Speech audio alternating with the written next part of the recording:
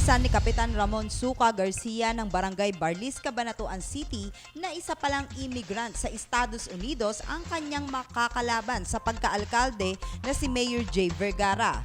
Ayon kay Kapitan Garcia na may isang tao na nagmalasakit sa kanya at ipinagbigay alam na US immigrant ang kasalukuyang punong bayan ng Cabanatuan. Meron isang nagmalasakit sa akin na binigyan ako ng impormasyon tungkol doon. At ito nga po, nag-file ako sa kanya ng disqualification. Dahil sa nadiskubring impormasyon ay naghain ng petisyon si Kapitan Suca sa Commission on Elections upang makansila ang Certificate of Candidacy ni Vergara dahil hindi umano totoong 50 taon at 4 na buwan na itong residente ng Barangay Risdilis sa lungsod ng Cabanatuan. Ayon po sa COC na pinirmahan niya, yung number na 8 ay pwedeng isa dito na I am a Filipino citizen.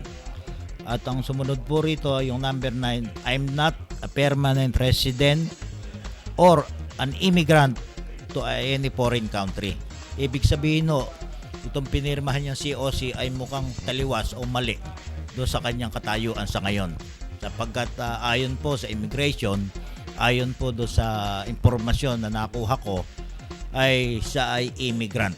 Kaya siya ho ay walang karapatan na mag-file ng candidacy bilang isang alkalde ng lungsod ng Cabanatuan.